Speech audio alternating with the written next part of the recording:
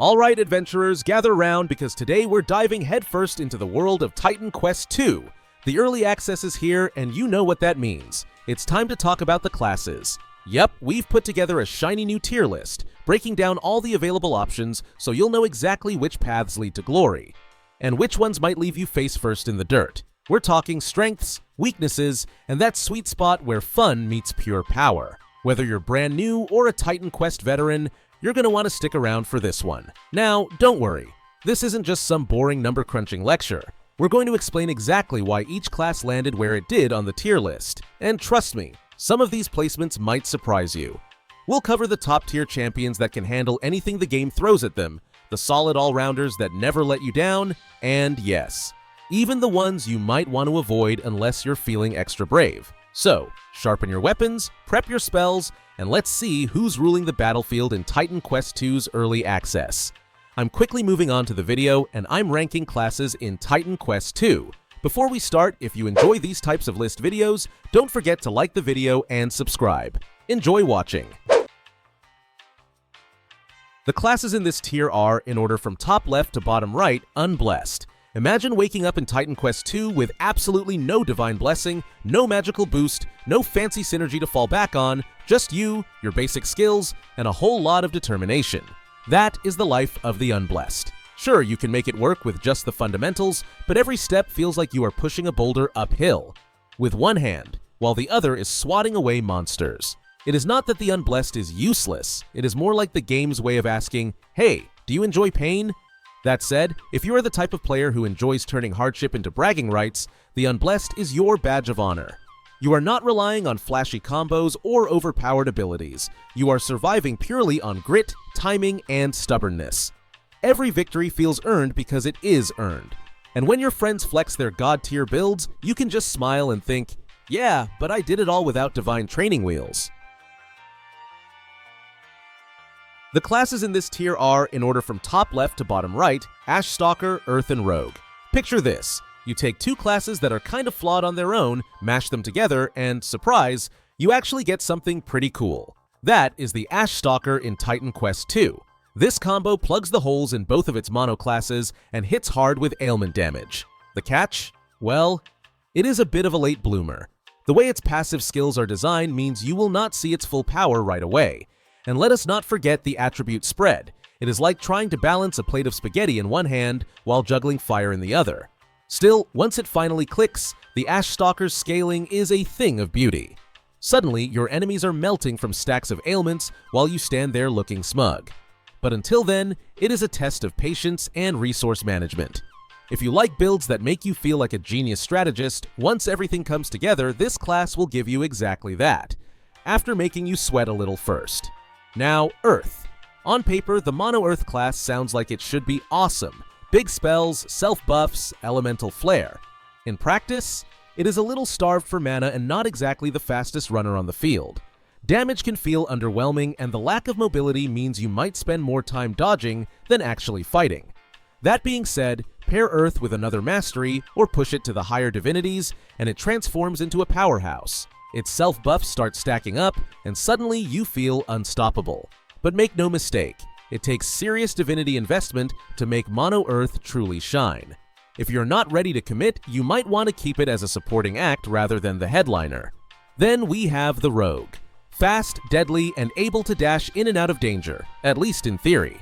The reality is, while Rogue has both damage and mobility, it runs into trouble when it comes to clearing large groups. Area of effect damage? Not its strong suit.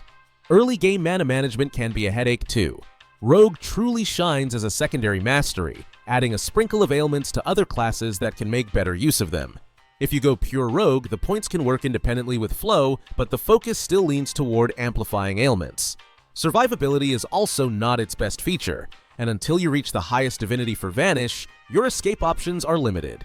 Think of Rogue as the sharp, stylish dagger in your build arsenal, not the whole weapon rack. The classes in this tier are, in order from top left to bottom right, Elementalist, Storm, Stormblade, and Reaver. If you have ever looked at Storm and thought, man, I love this class, but I wish it would stop dying so much, then Elementalist is basically the answer to your prayers. By combining Storm with Earth, you are plugging those survivability gaps and giving Earth the mobility boost it so desperately needs. The synergy between their passives is the real magic here. They just click in a way that makes the whole experience smooth from start to finish.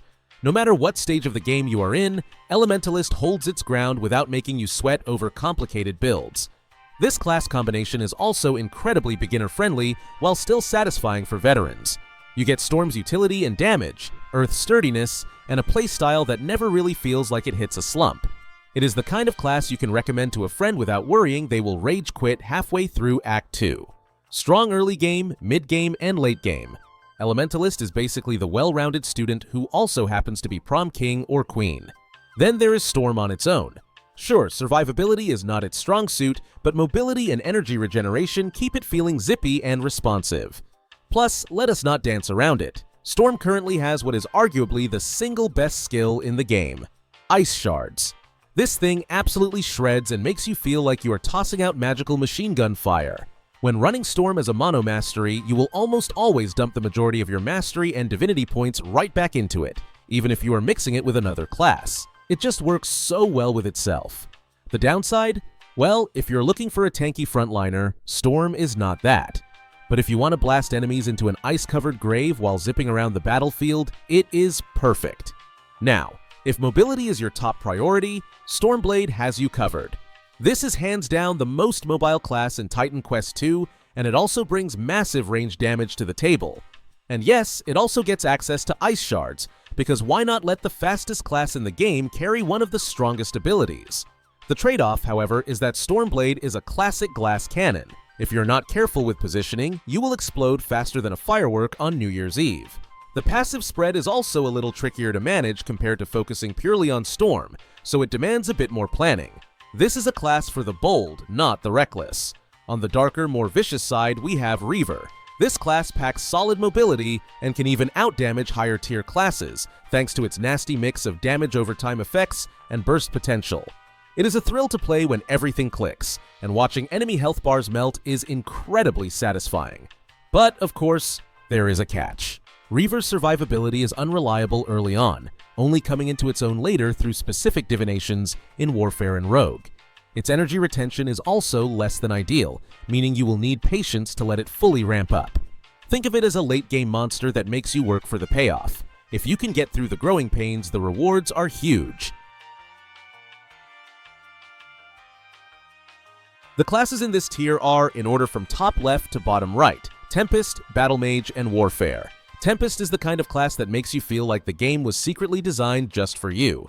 It has everything: consistently high damage, energy regeneration so you never feel starved, rock-solid durability, excellent synergy between its two masteries, and enough mobility to keep you dancing around danger. The only thing you need to watch out for is the divinity point spread. If you're going all in on a full lightning and heavy build, you will be juggling a double stat investment to make it sing. But here's the thing. Once you get that investment sorted, Tempest is a powerhouse from start to finish.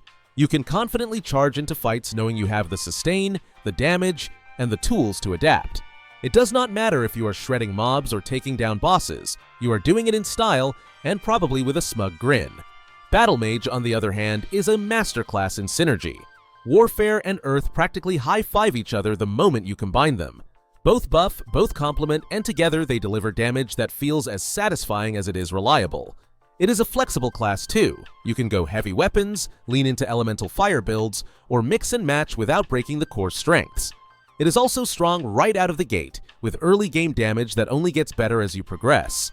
If you start with Warfare, you get a head start on survivability, making the later game even smoother. By the time you hit the higher levels, you will be wondering why you ever bothered with anything else.